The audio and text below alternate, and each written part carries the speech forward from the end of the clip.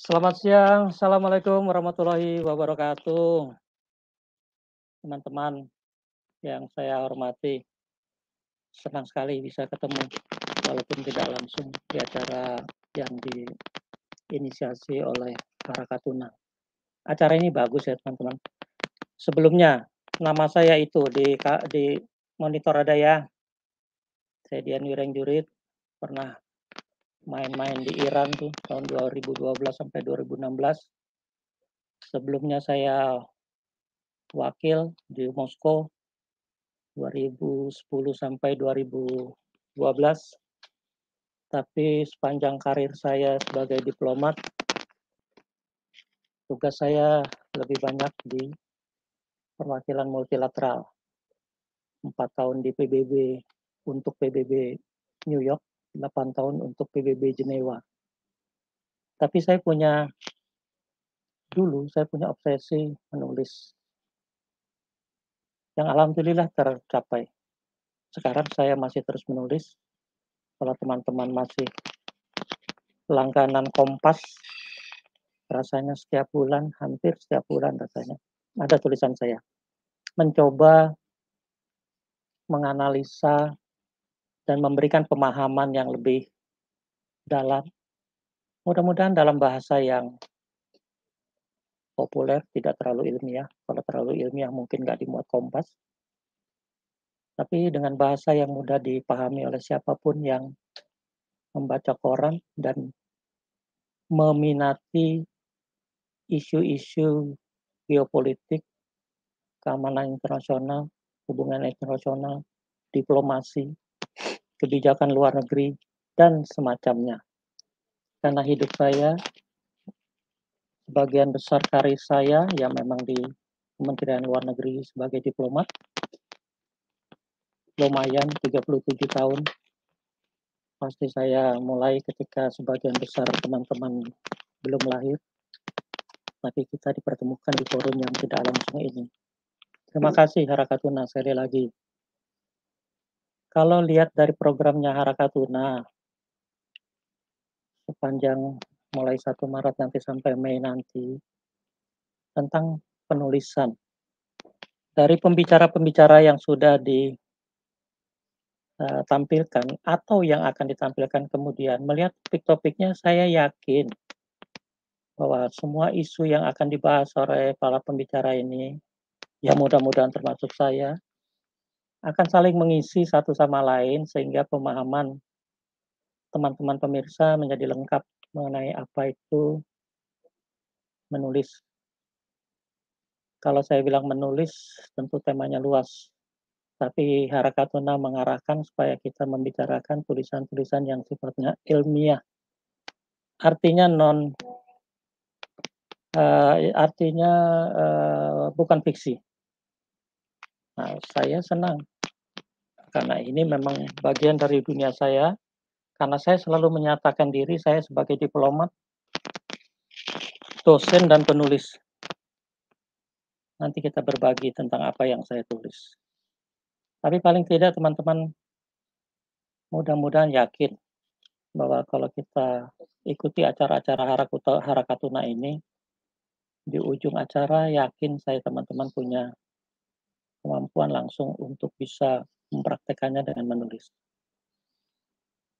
Saya mencoba melihat dari sisi lain ya, tidak semata-mata dari topiknya yaitu tentang tulisan ilmiah. Jadi kita ngomong tentang tulisan ilmiah sepanjang nanti pembahasan kita bersama. Tapi kalau ngelihat topiknya tentang jurnal terindeks Scopus, tadi saya lihat pembicara-pembicara topiknya sangat tepat sekali. Saya hanya menambahkan sisi lain yang mudah-mudahan membuat teman-teman lebih memahami dunia tulis-menulis itu bukan semata-mata urusan tulisan Scopus atau ilmiah. Atau sebaliknya, tulisan ilmiah tidak dengan sendirinya harus tergantung kepada urusan Scopus. Kita mulai ya. Saya ada sedikit paparan. Kita mau cari secara umum, supaya kita mempunyai apa ya, pemahaman yang sama. Menulis adalah menulis, mau fiksi, mau non fiksi, mau ilmiah, bukan ilmiah, semua mulai dari menulis. Saya senang sama kata-kata Ernest Hemingway ini, "There is nothing to writing. All you do is and sit down at a typewriter and bleed." Udah nggak usah macam-macam urusan tulis menulis itu. Duduk, sekarang kita tidak pakai typewriter tapi pakai komputer, duduk, mulai nulis. Saya mulai dengan cerita seperti ini ya. Ini sebagian yang saya ilustrasikan mungkin pengalaman pribadi, sebagian pengalaman berbagai pihak termasuk teman-teman saya.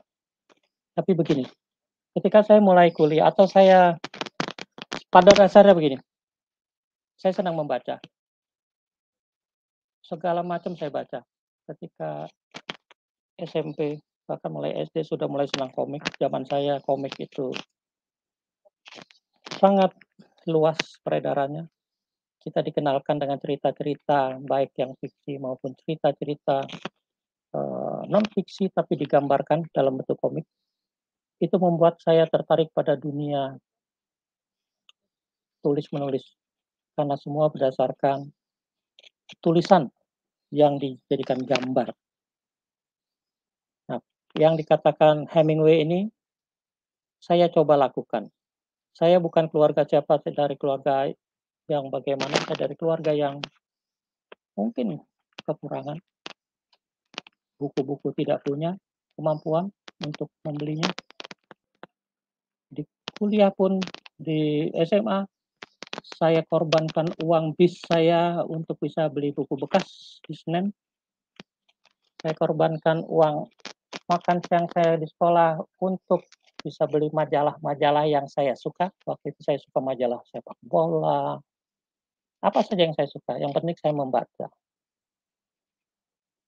Dari bacaan itu, ketika kuliah saya memilih Fakultas Ilmu Sosial karena saya tertarik dari bacaan itu saya tertarik pada masalah-masalah internasional kira-kira gitu ya. Jadi saya pilih jurusan HI. Saya kuliahlah di sana, di Universitas Indonesia.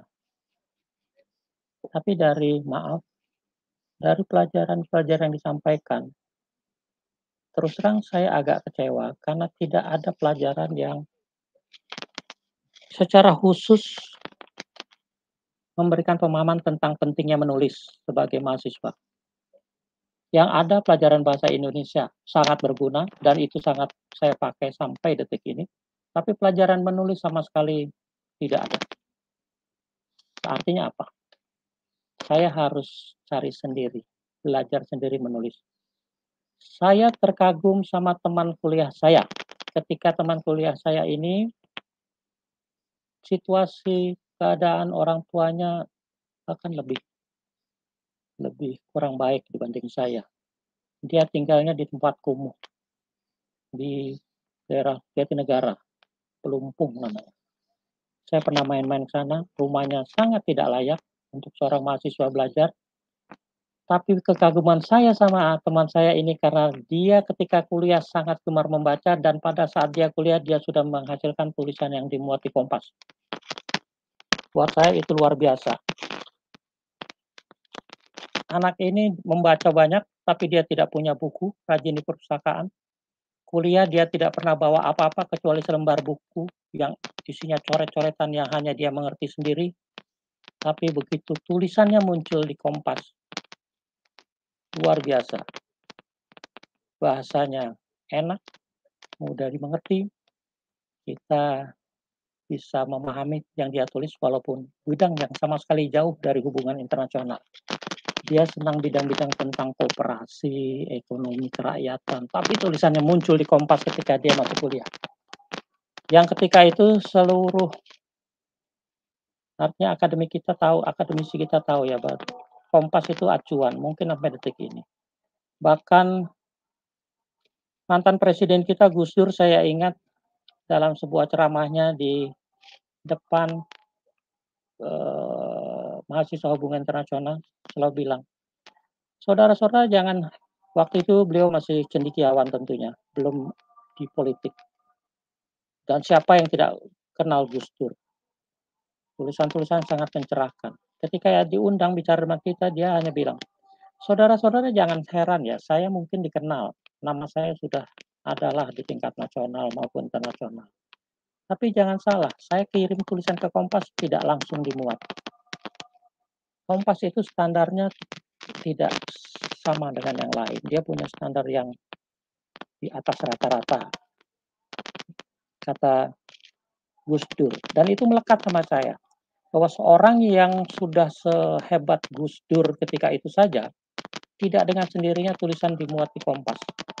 Sementara saya tahu ada teman saya yang hidupnya biasa-biasa, dari keluarga biasa, bahkan tempat tinggalnya juga sangat-sangat sederhana di daerah pemukiman kumuh, bisa tulisannya dimuat di Kompas. Hal ini melecut saya.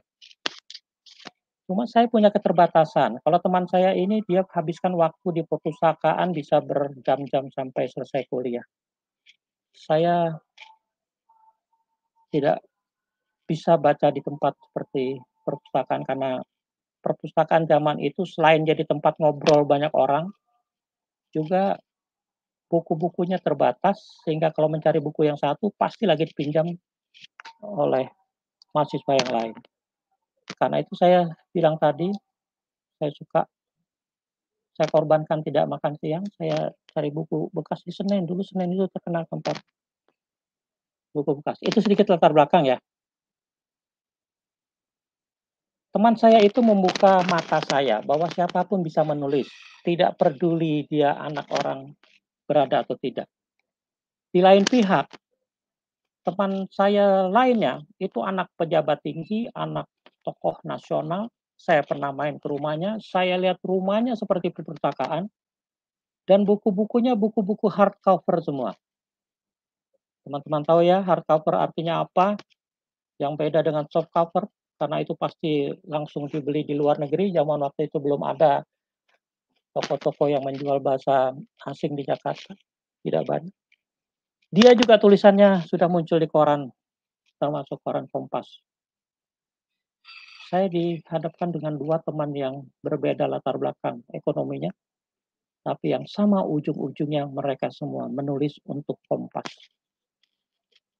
Nah, saya tidak mau panjang lebar, itu sedikit latar belakang saya. Kita mulai dengan menulis. Hemingway bilang, "Nggak usah macam-macam, duduk mulai nulis." Kita fokuskan tulisan kita ya, katanya kita jangan bicara katanya itu tuh teman-teman Harakatuna, "Pak, ini ilmiah." Jadi kita ngomong tentang non fiksi aja. Nah, saya catat beberapa hal dari pengalaman saya, karena dari keadaan yang sangat terbatas, saya cuman senang membaca, tadi saya bilang. Nah, buku-buku non-fiksi umumnya berdasarkan kejadian nyata. Umumnya pandangan-pandangannya objektif karena merangkum mungkin kerangka pemikiran, mungkin pandangan, mungkin wawasan dari orang-orang yang punya kapasitas, kapabilitas, sehingga pandangannya objektif. Tapi di non-fiksi juga kita harus sadari tentunya, ini pasti sudah sebelumnya, saya hanya mengulang, ada kaidah-kaidah dan aturan-aturan yang harus kita ikuti. Ada AMA, ada apa lagi, AMG, pedoman menulis ilmiah, yang mulai mengatur margin kanan, kiri, atas, bawah, huruf yang dipakai, fontnya berapa. Zaman saya dulu skripsi belum ada semua itu, semua kita pakai mesin tik apapun yang kita punya mesin tiknya. Jadi intinya kembali menulis ya pakai apapun dan ketika masa itu belum ada komputer ya adanya mesin tik. Kalau sekarang kan tulisan dengan memakai metode AMA misalnya itu kan bahkan kita harus diatur untuk di apa head note-nya itu kan harus ada aturan sendiri bahwa judulnya harus ada di setiap halaman sehingga kalau itu di print halamannya kececeran, orang tahu ini topiknya apa, judulnya apa, halaman berapa. Kalau dulu kita ketik, kita fotokopi, kita kasih kepada pembimbing kita, kalau tidak dijilid itu akan berterbangan, kalau misalnya di meja pembimbingnya acak-acakan karena meja pembimbing biasanya tidak satu skripsi, itu bisa nggak ketahuan ini halaman berapa, skripsinya siapa. Mungkin diurutnya berdasarkan fontnya. Oh ini fontnya bukan ini fontnya sama sama ini. Itulah kaidah-kaidah yang sekarang mengatur itu dan kita dengan mudah mengikutinya karena semua sudah dibantu dengan komputer. Dulu tidak ada. Tentunya non-fiksi akan memberikan kita pengetahuan tentang isu tertentu, topik tertentu. Kita mempunyai dasar pemikiran tertentu, kita punya argumen kita menganalisa, menjelaskan semua itu. Dan pasti sasarannya adalah dunia akademisi, dunia akademik. Nah, yang saya mau ingatkan, apapun yang kita tulis, itu adalah tulisan kita, sudut pandang kita. Dalam satu topik dunia yang saya geluti, dunia hubungan internasional, dunia geopolitik, mengenai satu isu saya selalu menggambarkannya dengan sebuah pizza. Ini bukan kampanye Pizza Hut ya, ini pizza. Kalau dipotong-potong pizza itu bisa kecil, bisa besar, tergantung selera kita. Nah, itulah ujungnya di pusat lingkarannya pizza, itulah titik temu semua pandangan kita kalau disatukan dari potongan-potongan pizza. Ada yang besar berarti porsi pandangan dia memang besar, penting, prioritas, pandangannya besar. Potongan pizzanya besar. Tapi tetap tidak akan lengkap kalau tidak didampingi dengan pandangan-pandangan lain sehingga menjadi satu lingkaran yang utuh dengan titik fokus di tengah. Itulah tujuan pembahasan kita. Jadi besar kecilnya porsi tulisan kita jangan jadi masalah. Kita harus satu pizza 3/4-nya harus pandangan kita. Tidak perlu. Semua masalah bisa ditinjau dari berbagai sudut. Sekecil apapun porsi kontribusi kita terhadap pizza itu, itulah sumbangan akademik kita, itulah sudut pandang kita yang membuat orang yang melihat pizza secara utuh tidak bisa mengabaikan. Karena kekurangan potongan pizza akan membuat tinjauan kita kepada satu isu itu tidak komprehensif, tidak utuh. Nah, itu pandang kita dari kepala kita. Karena dibekali oleh membaca. Saya itu tadi umum, saya masih bagian umum aja karena saya hanya mengulang atau melihat dari sisi lain. Coba lihat nih, bagusnya kata-kata mereka ya. Writing katanya siapa nih kalau dibesarkan. Writing non-fiction is more like sculpture. Bayangkan, menulis seperti membuat satu patung. Kita bisa bentuk sendiri tulisannya mau kemana. It is a matter of shaping the research into the finished thing. Luar biasa ya. Bagaimana para penulis terkenal ini menggambarkan menulis itu seperti apa kira-kira gitu. Satu lagi lihat sebelah bawahnya itu non-fiction speaks to the head, fiction speaks to the heart, poetry speaks to the soul. It's the essence of the beauty, the essence of faith. It pleases the eye and the ear. Itulah non-fiction. Dia harus menyentuh ke hati kita. Yang berikutnya coba ini mudah-mudahan jadi bayangan ya bahwa menulis itu ya sebenarnya nggak usah kebanyakan teori lah kira-kira, mulai aja nanti dari tahap ke tahap kita tahu bagaimana kita memperbaiki tulisan kita The thing that really sets me free in the creative non-fiction world, however, was understanding that creative non-fiction doesn't have to be about me. It merely has to be true. Itulah non-fiction. Nah, dengan berdasarkan tulisan-tulisan tadi, saya coba sedikit mengulangi, apa itu Scopus. Teman-teman, entah kenapa sekarang kecenderungannya seperti ini ya, saya di FISIP UI bicara dengan teman-teman. Saya selalu mengkritik teman-teman saya di FISIP UI, khususnya jurusan hubungan internasional. Mana tulisan anak-anak HI UI nggak ada yang muncul di koran atau di jurnal. Ya, saya tidak terlalu banyak baca jurnal ya, di koran. Jawabannya, wah kita lagi sibuk Scopus. Terus terang saya bingung ya, kalau Scopus menjadi momok bagi para dosen, termasuk di tempat alma mater saya di UI.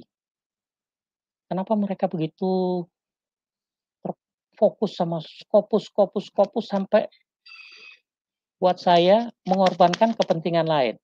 Berbagi ilmu kepada halayak yang lebih luas dalam bentuk yang lebih singkat, tapi isinya tidak kurang up to date-nya dengan perkembangan geopolitik masa kini.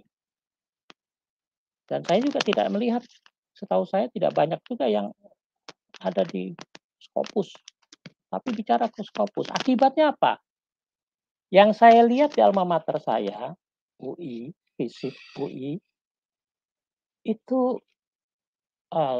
maaf ya, itu alma mater saya, tapi sangat-sangat terbatas ya minat mereka untuk menulis dan termasuk tentunya membaca.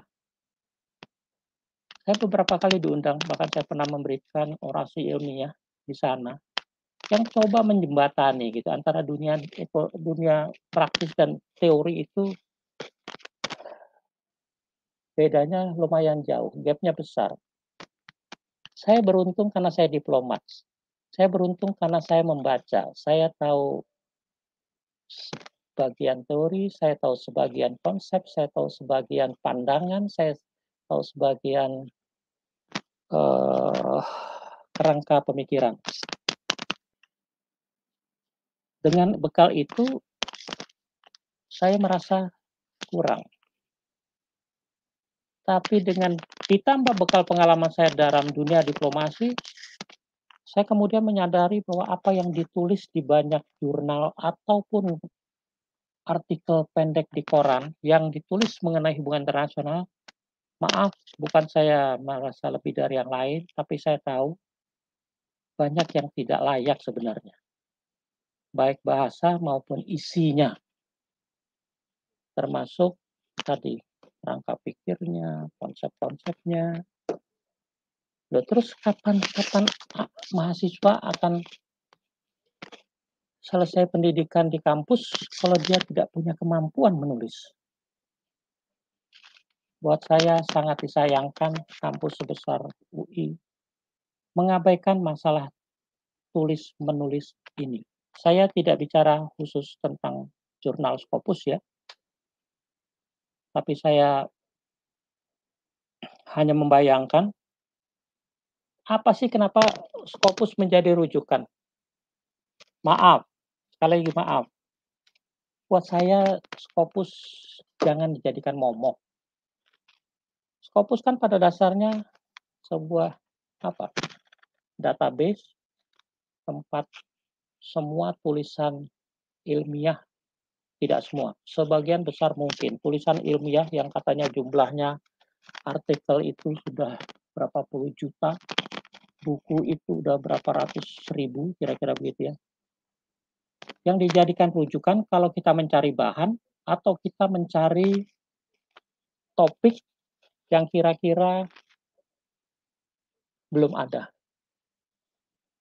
Tapi buat saya kayaknya misi seperti itu akan susah. Karena untuk ilmu sosial, khususnya ilmu sosial, semua topik apapun di dunia ini, kalau itu menyangkut manusia, namanya saja ilmu sosial, rasanya sebagian besar sudah pernah ada yang bahas, baik secara langsung ataupun secara tidak langsung. Artinya, bagaimana perilaku manusia itu bisa mempengaruhi berbagai bidang kehidupan, itu rasanya sudah ada sejak zaman Yunani atau bahkan mungkin sebelum Yunani. Buktinya apa? Pemikiran Plato, pemikiran sebut saja Aristoteles, sampai sekarang masih bisa kita pakai dalam konteks kekinian. Artinya apa sih?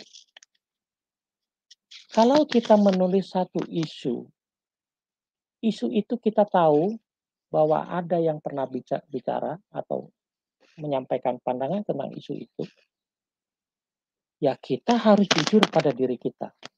Tulisan ilmiah menurut saya menyangkut kejujuran. Jadi saya suka, maaf, termasuk kepada anak didik saya terus terang mengajar di beberapa tempat, termasuk pernah di Unahan dan beberapa kali di beberapa universitas, dan saat ini. Dari pengalaman-pengalaman itu saya melihat bagaimana mereka menulis sesuatu, bahkan rujukannya, referensinya sangat minim. Buat saya, apalagi maaf nih, kenapa saya menulis di koran dengan isu yang mutakhir, tapi dengan mudah-mudahan dengan pembahasan yang orang bilang ilmiah populer lah, dengan bahasa yang mudah dicerna. Karena saya kecewa dengan kalau ada acara di TV, ada kejadian, sebut saja yang terakhir, perang Gaza atau Ukraina. Yang diwawancara, maaf dengan segala maaf, baik itu akademisi, apalagi politisi, anggota parlemen, parpol, segala macam, artis yang jadi tokoh, itu kadang-kadang ngomong asal ngomong. Tapi tidak menyadari yang diomong itu seakan-akan omongannya dia, pendapatnya dia seakan-akan paling valid, padahal yang bicara tentang itu sudah banyak sekali. Tapi dia ini menurut saya,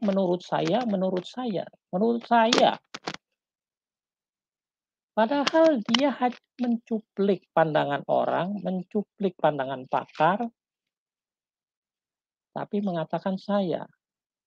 Padahal itulah yang dibutuhkan dari dunia akademik, kejujuran bahwa pandangan ini tentang Gaza misalnya, itu sudah banyak yang bicara tentang Gaza, mau itu prospek penyelesaiannya itu hanya ada sedikit alternatif, yaitu satu atau dua negara. Sebelum ke penyelesaian damai satu dua negara, apa yang harus dilakukan? Ceasefire. Apa itu ceasefire? Gencatan senjata. Banyak sekali yang sudah menulis tentang gencatan senjata.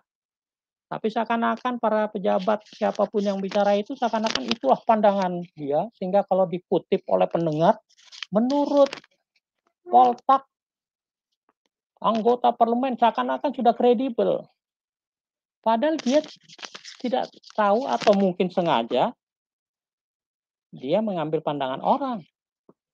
Nah, saya lebih senang kita jujur lah.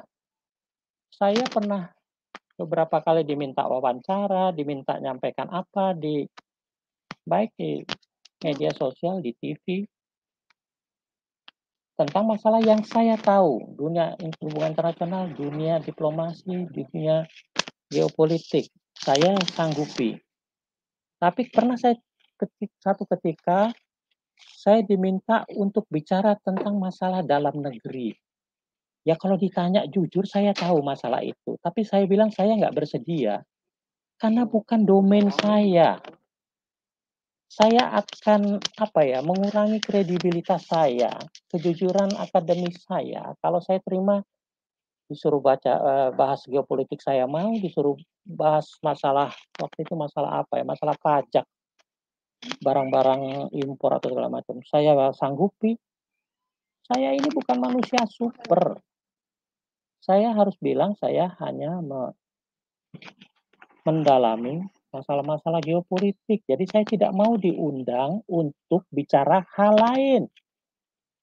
karena bukan domain saya. Tapi coba perhatikan, kadang-kadang di TV itu tokoh A diwawancara tentang masalah geopolitik, dia bicara, tentang masalah dalam negeri pemilu dia bicara, bahkan tentang olahraga pun diundang bicara. Saya nggak ngerti kalau ada orang super super seperti itu bicara berbagai topik. Nah, marilah kita, kalau kita bersikap profesional dengan profesi kita, kita batasi apapun yang kita mau lakukan, menulis atau wawancara, sesuai dengan topik yang kita kuasai. Mudah-mudahan dengan begitu kita membuat satu sikap yang yang kredibel ya, bisa dipegang, profesional, dan tetap memberikan memberikan pembelajaran, pemahaman yang mudah-mudahan lebih baik dalam turut mengembangkan ilmu kita. Nah, kembali ke Scopus. Apakah tulisan kita di Scopus akan menjamin kita pasti akan bisa menulis di Kompas misalnya? Saya yakin belum tentu. Apalagi kalau kita sekarang dengar, dan itu pernah jadi topik yang cukup lama dibahas di Kompas, tentang joki. Bagaimana seorang anak ingin tulisannya masuk di Scopus, begitu desperate-nya, mungkin menyadari ketidakmampuannya, sehingga memakai joki dengan imbalan yang tidak murah tentunya. Bahkan kalau mau jujur lagi, bagaimana plagiarisme juga sudah mencuat di kalangan dunia akademik kita. Berapa banyak profesor doktor yang terjungkal karena masalah plagiarisme. Kenapa? Karena kita dituntut untuk sesuatu yang buat saya, disadari atau tidak, kita abaikan dari awal, yaitu kebiasaan menulis. Saya tidak tahu bagaimana ketika mereka itu menulis skripsi. Kebetulan saya dibimbing oleh, mudah-mudahan teman-teman ada yang ingat, namanya Profesor Yuwono Sudarsono. Itu akademis yang luar biasa, pernah jadi beberapa kali jadi menteri pertahanan termasuk. Itu yang membimbing saya, yang mengajarkan saya bagaimana meringkas satu isu internasional dalam 900 atau 1000 kata. Oh, itu tantangan yang besar itu. Teman saya sudah melakukannya di bangku kuliah. Saya baru mulai ketika masuk Deplu. Saya ditugaskan di Badan Litbang, yang orang-orang hindari, karena Badan Litbang ketika itu dikenal sebagai tempat yang sulit berkembang. Tapi saya senang ditaruh di sana karena saya bisa ketemu buku-buku, saya bisa ketemu majalah-majalah yang terbaru, saya bisa ketemu jurnal-jurnal yang relatif baru. Di sanalah saya berkali-kali membaca dalam di sela-sela tugas kerja saya. Saya baca Kompas. Kenapa Kompas begitu penting dalam dunia tulis menulis saya, sampai teman-teman saya dan saya terus terang dalam tanda kutip iri. Saya pelajari bagaimana gaya bahasanya, saya pelajari bagaimana kerangka berpikirnya, saya pelajari semuanya. Sehingga ketika satu tulisan saya selesai tahun 87, saya tulis ke Kompas. Tidak lama kemudian, 2-3 hari kemudian datang telepon dari Kompas. Dulu belum ada jawaban saya kirimnya lewat surat pos. Saya ditelepon oleh seorang editor senior waktu itu, Hasan Basari Syafi'i, hanya menyatakan, "Saudara Dian Wirenggilit, iya betul. Saudara mengirim artikel, iya betul. Saudara kirim ke tempat lain, tidak, hanya ke Kompas. Ada yang bisa saya bantu? Tidak, saya hanya memberitahukan tulisan saudara akan di Kompas muat 2 hari lagi." Wah, itu buat saya geledek pisang bolong itu. Kalau seorang Gus Dur, saya langsung ingat Gus Dur. menulis walaupun sudah populer, top tokoh nasional, cendekiawan nasional, belum tentu tulisannya dimuat. Saya sekali nulis langsung masuk di Kompas. Itulah yang semakin mendorong saya bahwa siapapun bisa menulis kalau ada kemauan. Saya bisa cerita ke teman-teman saya, teman-teman yang tadi itu mereka 2, 3 kali, 4, 5 kali baru bisa dimuat. Saya sekali mengirim ke Kompas langsung diterima. Tahun 1987. Kenapa? Berbekal modal baca, modal mencernakan, modal memahami kerangka pikiran, dan menggunakan rujukan referensi di tulisan saya. Sehingga tulisan saya bukan tulisan asal bicara, kejujuran akademik ada di sana, tapi isu disampaikan secara singkat dengan bahasa populer itu yang dapat diterima oleh redaksi Kompas untuk memuat tulisan saya sehingga audiens bisa. Dan akibatnya lebih luas, teman-teman. Saya waktu itu masih staf biasa, tapi karena tulisan saya sudah muncul di Kompas, kalau ada acara seminar saya diundang, nama saya diundang. Di acara seminar ketemu direktur saya waktu itu masih staf, belum eselon 4, belum eselon 3, apalagi 21. Sekarang eselon 2 direktur, "Yuk di sini menghadiri seminar ini mewakili kepala badan atau kepala pusat?" "Oh tidak Pak, saya diundang." "Ah masa you diundang? You kan lulusan kapan?" "Saya lulusan 85 Pak." "Ya masa diundang? Kan biasanya yang diundang bosnya you." "Pak, mungkin saya diundang karena tulisan saya ada di koran-koran Pak." Kaget dia. "Oh iya? Siapa nama you?" "Saya Dian Wirengjurit Pak." Langsung dia ingat, "Oh iya saya pernah baca." Nadanya pun agak turun. "Oh iya saya pernah baca tulisan you." Begitu luar biasanya ya, pengaruh sebuah tulisan waktu itu, mudah-mudahan sekarang juga, sehingga nada nada minor seorang petinggi, pejabat tinggi, itu bisa langsung turun ketika tahu saya menulis dan karena menulis saya diundang acara seminar yang biasanya hanya dihadiri oleh level direktur ke atas. Suatu kebanggaan jelas, tetapi buat saya sangat gembira karena tulisan saya dihargai. Teman-teman, menulis, sekali lagi menulis. Ini tentang Scopus ya, paparan saya yang berikutnya tentang Scopus. Teman-teman udah pernah tahu lah. Saya cuman mau kembali mengingatkan, mulailah dengan menulis, bukan mulailah dengan iming-iming Scopus bahwa Anda kalau tulisannya akan dapat sekian dalam rangka promosi S2 Anda ke S3 ke guru besar, saya nggak kejar itu. Mungkin kalau saya fokuskan di dunia akademik saya juga sudah capai gelar-gelar itu, tapi saya fokus di dunia diplomasi. Ketika saya menyelesaikan S2 di Wollongong, profesor saya namanya Wolfer, itu menawarkan saya, "Kenapa, you mau lanjut nggak? Langsung ambil doktor." Saya bilang, "Saya mau, tapi saya mau juga mengalami pengalaman diplomatik saya.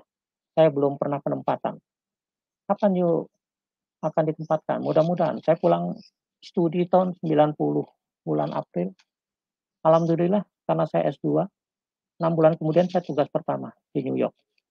Saya bilang waktu itu sama profesor saya, "Mudah-mudahan setelah penempatan pertama, penugasan pertama, saya akan lanjutkan S3 saya."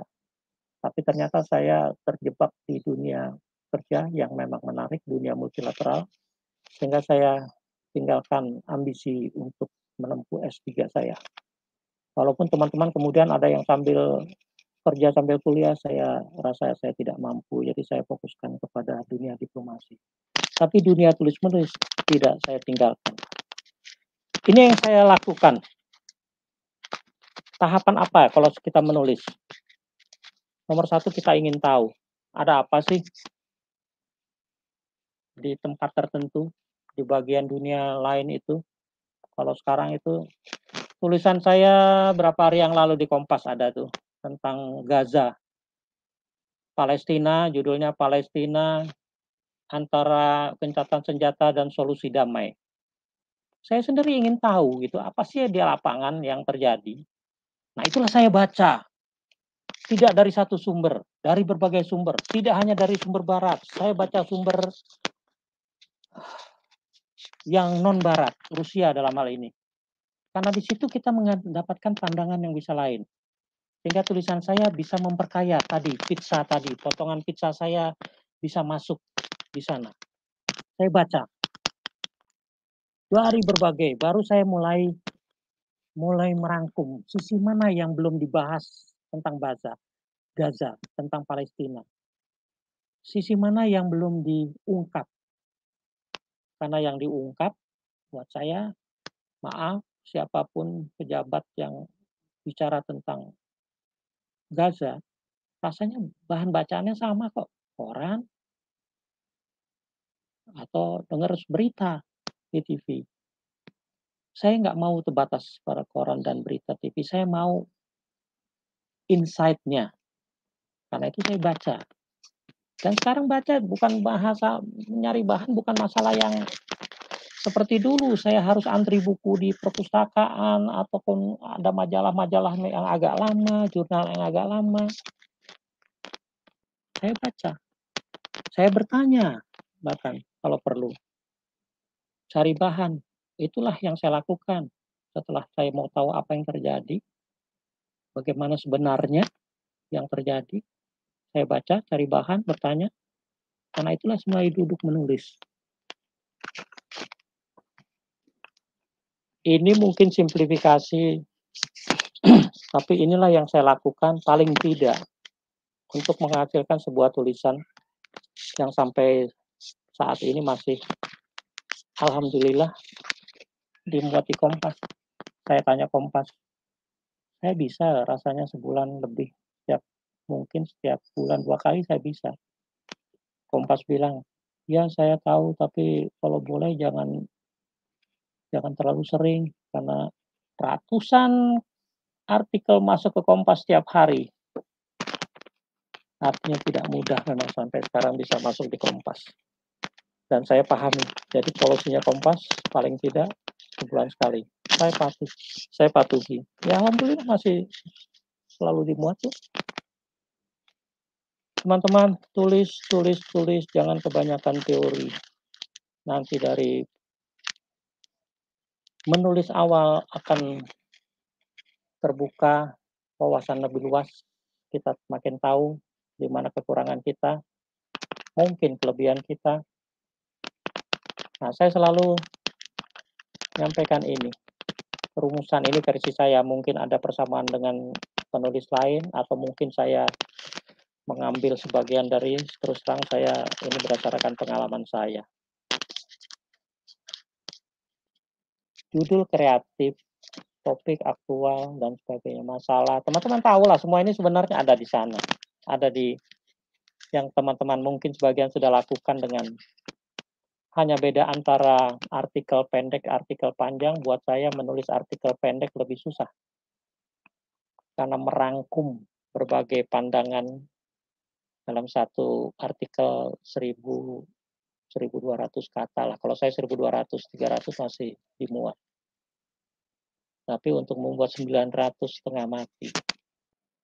Tapi sebaliknya dari 900 dikembangkan jadi 10.000 kata pun dengan mudah saya bisa lakukan. Dan saya bisa buktikan. Saya orang yang tertantang ya. Ketika teman saya bisa menulis sejak kuliah, saya tidak punya kemampuan. Saya cuma bilang satu ketika saya bisa menulis. Ternyata bisa. Ketika saya sudah bisa menulis Kompas, saya berangan-angan. Ini ada koran bahasa Inggris. Saya rasanya bahasa Inggrisnya ya bisa lah. Tapi saya tahu banyak harus belajar. Tapi masa tidak bisa menulis di Jakarta Post, di Jakarta Post. Saya coba tulis dengan bahasa Inggris yang ala kadarnya. Saya coba perbaiki lagi. Belum ada yang sekarang ya. aplikasi untuk grammar segala macam. Saya tanya teman saya yang ngerti, terutama masalah idioms. Saya kirim ke Jakarta Post juga langsung dimuat. Karena saya sudah baca polanya Jakarta Post seperti apa, kira-kira gitu. Saya bisa nulis di Jakarta, di Indonesia, di koran yang katakan yang punya pengaruh paling besar, Kompas dan Jakarta Post, bahasa Inggris. Ketika saya penempatan di luar negeri, terutama ya saya tidak banyak menulis, saya cuma mengetes diri saya, masa saya di dalam negeri saya bisa, di luar negeri saya nggak bisa. Di Jenewa saya nulis, ada Jenewa Diplomatic Magazine. Di Moskow saya tulis, di Moskow Times. Masuk tuh. Saya cuma penasaran, masa di dalam negeri bisa, di luar negeri nggak bisa, kan sama-sama bahasa Inggrisnya. Ternyata bisa dimuat. Terus tertantang lagi, masa saya bisa menulis di koran, tidak bisa di majalah mingguan. Sasaran saya Tempo. Nah, dalam hal ini saya harus mengaku gagal. 3 kali kirim ke Tempo, saya tidak pernah dimuat. Saya nggak tahu kenapa. Saya sudah ikuti pola mereka, saya tidak tahu kenapa. Saya coba tanya teman, kenapa sih susah banget nulisnya? Bukan soal susah. Nama lu belum ada di radar Tempo. Cuman begitu jawabnya. Ya udah, mau bilang apa? Saya nyerah, saya tidak pernah ngirim lagi. Tapi di lain pihak saya mau kirim ke dulu ada namanya Tiras. Masuk tuh majalah mingguan Tiras. Saya pernah nulis juga di majalah mingguan namanya Sindo Weekly, tulisan-tulisan ringan, bukan geopolitik, tulisan masalah-masalah sosial sekitar kita. Bisa tuh. Saya hanya ingin mengetes diri saya. Masa bisa di sini, nggak bisa di sana? Bisa. Ternyata bisa kalau kita mau. Dengan pola tadi, kerangka rumus 8 ini. Nah, kalau bisa nulis begitu, masa buku nggak bisa? Ya kan? Nah, kan tadi saya bilang, menulis artikel 900.000 kata atau sampai 1.200 itu setengah mati. Karena menulis masalah yang besar panjang, tapi dalam konteks yang singkat. Makanya kenapa nulis buku nggak bisa? Tahun 2002, saya dari Jenewa, saya udah mulai garap. Karena saya berminat di keamanan internasional, khususnya perlucutan senjata. Saya bilang, bagaimana sih nulis buku? Masa nggak bisa ya? Kalau tulisan-tulisan pendek artikel saya, ya kalau cuma di level kampus ya adalah gitu ya. Kok nggak bisa jadi buku, membuat buku? Akhirnya saya niatkan. Selesai dari Jenewa 2001, saya sudah mulai menulis. Saya punya naskah baru bab 1 yang berisi garis besar tulisan saya. Saya kirim ke berbagai penerbit, termasuk yang besar, Gramedia, segala macam. Tidak satupun yang menerima rancangan buku saya. Saya sempat patah hati, patah semangat. Ternyata buku memang tidak mudah. Tapi selalu orang bilang di saat kesempitan selalu ada jalan. Saya sodorkan naskah itu kepada almarhum salah satu guru saya, namanya Profesor Mokhtar Kusuma Atmaja. Karena beliau adalah anggota International Law Commission di Jenewa. Jadi selalu ke Jenewa, setiap sidang saya yang mendampingi. Prof, saya punya naskah ini mau dibaca, apakah layak diteruskan untuk dijadikan buku? Saya tidak sampaikan karena saya tidak mau mengganggu waktu di persidangan, saya sampaikan, saya taruh di hotel. Selesai sidang, rupanya dibaca tulisan saya. Besoknya pagi ketemu, dia bilang, Bapak Profesor sudah baca draft saya? Sudah. Mohon komentar. Komentarnya singkat. Bagaimana Prof? Yuk teruskan, saya yang terbitkan. Itulah jalan gitu ya, yang tidak kita duga. Ini bukunya.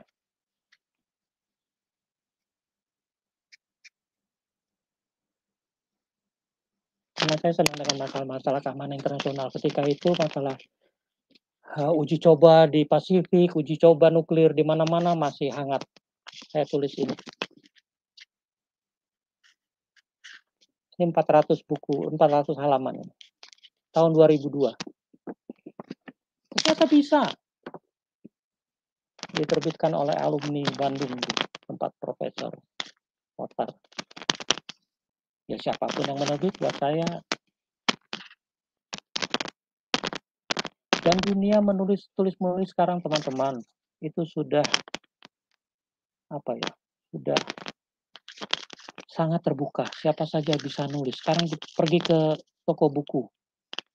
Itu setiap hari nggak tahu berapa buku baru, termasuk yang non-fiksi ya. Anak-anak belasan tahun sudah menulis teman-teman. Karena memang mereka berminat di dunia non-fiksi. Masa kita yang katakan mahasiswa atau lulusan S1, S2 mungkin tidak bisa menulis. Buat saya skripsi kita dulu bagaimana ya? Skripsi kita kan polanya sama, hanya setiap subtopik kita perpanjang. Kita tambah dengan sejarahnya, kita tambah dengan latar belakangnya, kita tambah dengan ilustrasinya, kita tambah dengan grafiknya. Bisa tuh. Nah, saya ini sudah tidak terasa, saya cuma sampai contoh ini ya, saya cuma mau bilang begini. Menulis itu kita juga harus pintar-pintar menulis. Tadi kan mulai dari judul ya, 8 rumus itu ya, rumus 8 itu.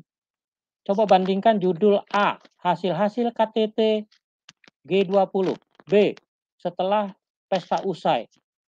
Kira-kira judul mana yang akan menarik minat orang? Saya tulis yang kedua, judul saya pilih. Isinya tentang hasil-hasil KTT.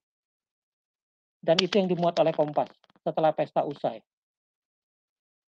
Apa maksudnya nih pesta? Karena kita ketika KTT, kita menjadi ketua KTT walaupun setahun dan itu pun giliran, hebohnya luar biasa teman-teman. Seakan-akan kita itu terpilih, dipilih. Dan jabatan itu jabatan yang prestisius. Padahal jabatan digilir teman-teman. Kan tidak banyak yang tahu. Kita mengadakan pesta yang luar biasa, ekstravaganza itu, berapa biayanya? Hasilnya kita dapat apa? Sebulan, tidak sampai sebulan, 2 minggu setelah KTT Jakarta, Indonesia digebuki Uni Eropa di WTO, World Trade Organization. Masalah hilirisasi, masalah nikel. Padahal ketika KTT di Jakarta, wah, delegasi Uni Eropa itu memuji kita luar biasa. Keberhasilan KTT di Jakarta luar biasa, luar biasa. 2 minggu kemudian kita diserang habis di WTO. Itukah kira-kira yang dibayangkan selama ini kita sukses besar dengan KTT yang hebohnya luar biasa, meriahnya luar biasa, makanannya, hiasannya, di mana-mana hiasan KTT. Di luar negeri mereka jadi ketua KTT nggak seheboh kita.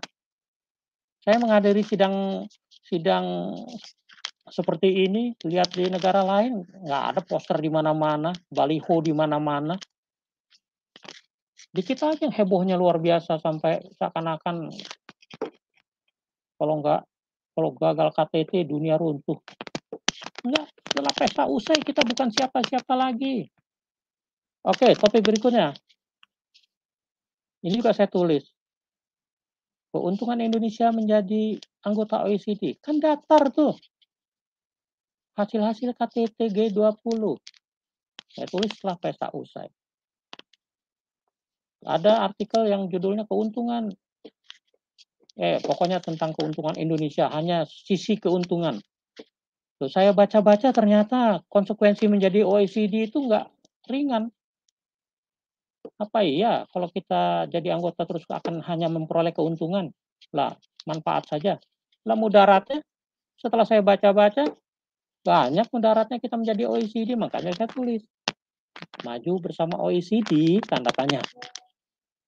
Nah, semua ini akan bisa dilihat dari tulisan saya. Mudah-mudahan jelas dampak manfaatnya. Di dalamnya ada data sejarahnya, kerangka pemikirannya, walaupun tidak terlalu teoritis karena harus populer, saya tetap menggunakan konsep atau pandangan orang minimal. Analisanya saya harus kritikal karena ternyata banyak masalah di OECD yang kesimpulan saya, jangan buru-buru, kira-kira gitu. Juga termasuk dalam BRICS. Teman-teman, itulah contoh dari saya, itulah sekedar berbagi. Saya lebih senang kalau kita bisa berdialog, kalau ada yang mau untuk bertanya atau komentar. Terima kasih, Harakotuna. Kita lanjutkan tanya jawab ya.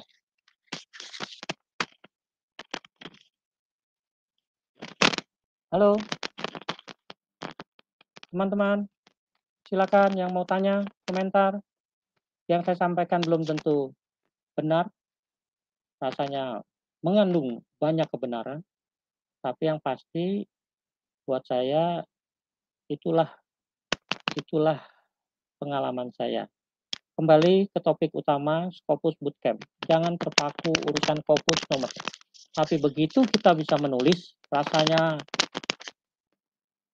kemanapun mestinya bisa. Karena saya pernah dengar majalah Prisma, jurnal Prisma, itu terkenal di Indonesia tahun 80-an, paling top.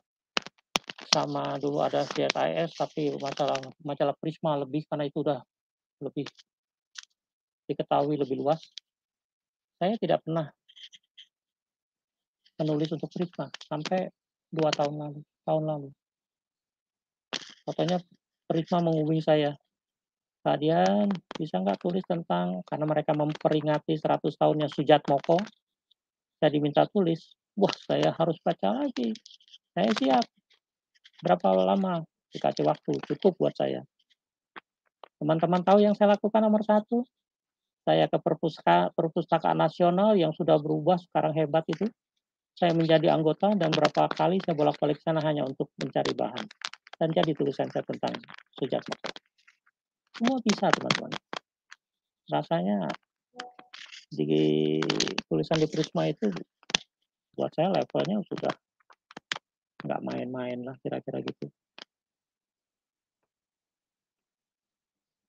Begitu, teman-teman. Sekali lagi mudah-mudahan yang saya sampaikan ada manfaatnya untuk menggugah kita menulis. Jangan berpikir tentang Scopus, jangan berpikir tentang Sinta, semua akan datang sendirinya kalau memang itu dunia kita, dunia akademik, kita akan menulis dan tulisan kita pasti akan bisa dimuat di Scopus, Sinta, dan sebagainya. Begitu ya, teman-teman. Terima kasih, mudah-mudahan teman-teman mulai lebih banyak duduk dan menulis daripada kita berangan-angan Scopus, Sinta, dan sebagainya. Wassalamualaikum warahmatullahi wabarakatuh.